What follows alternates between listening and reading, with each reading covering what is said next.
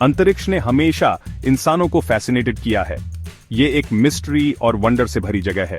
जब हम रात में आसमान की तरफ देखते हैं, हमें अनगिनत स्टार्स दिखते हैं, हमें प्लैनेट्स और गैलेक्सीज दिखते हैं। इनका वास्टनेस हमारी इमेजिनेशन को इग्नाइट करता है।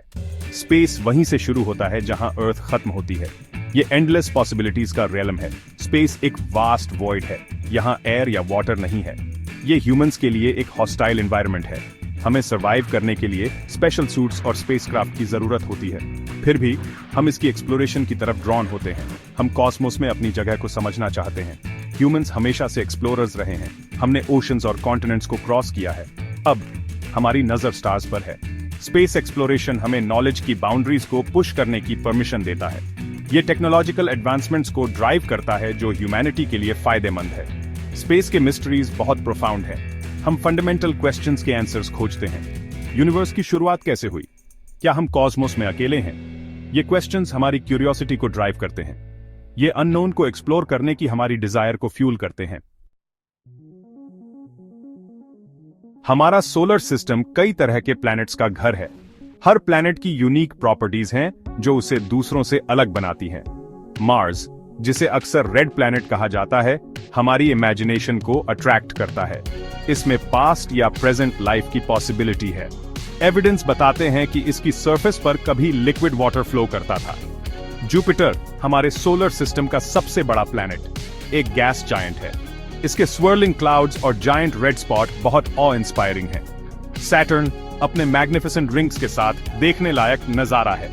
ये सेलेस्टियल बॉडीज हमें प्लैनेटरी सिस्टम्स के फॉर्मेशन और एवोल्यूशन के बारे में इंसाइट्स देते हैं। स्टार्स, जैसे हमारा सन, गैलेक्सीज के बिल्डिंग ब्लॉक्स हैं। ये न्यूक्लियर फ्यूजन के थ्रू एनर्जी प्रोड्यूस करते हैं। ये प्रोसेस बहुत ज्यादा लाइट और हीट रिलीज करता है। हमारा सन एक मीडियम साइज्ड स्टार है, फिर भी ये दूसरे स्टार्स से ज्यादा बड़ा दिखता है क्योंकि ये हमारे ज्यादा क्लोज है। गैलेक्सी स्टार्स गैस और डस्ट का वास्ट कलेक्शन है। हमारी गैलेक्सी द मिल्की वे में बिलियंस ऑफ स्टार्स हैं। ये ऑब्जर्वेबल यूनिवर्स में बिलियंस ऑफ गैलेक्सीज में से एक है। ये गैलेक्सीज कॉन्स्टेंटली मूव और इवॉल्व कर रही हैं।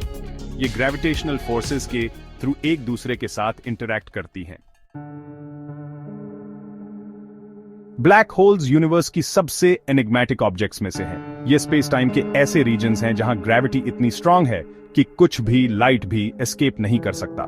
ब्लैक होल्स तब बनते हैं जब मैसिव स्टार्स अपने लाइफ साइकिल्स के एंड में कोलैप्स हो जाते हैं। डार्क मैटर एक और कॉस्मिक मिस्ट्री है। ये लाइट के साथ इंटरैक्ट नहीं करता, जिसकी वजह से ये टेलीस्कोप्स के लिए इनविजिबल है। हाउएवर, इसके ग्रेविटेशनल इफेक्ट्स विजिबल मैटर पर ऑब्जर्व किए जा सकते हैं। माना जाता है कि डार्क मैटर यूनिवर्स के मैस का एक सिग्निफिकेंट पोर्शन बनाता है। ये फेनोमेना फिजिक्स और कॉस्मोलॉजी की हमारी अंडरस्टैंडिंग को चैलेंज करते हैं। ये इस बात को हाईलाइट करते हैं कि हम यूनिवर्स के बारे में कितना कुछ नहीं जानते। साइंटिस्ट्स एक्टिवली ब्लैक होल्स और डार्क मैटर पर रिसर्च कर रहे हैं। वो इनके सीक्रेट्स और कॉस्मोस के एवोल्यूशन में इनके रोल को अनरैवल करना चाहते हैं।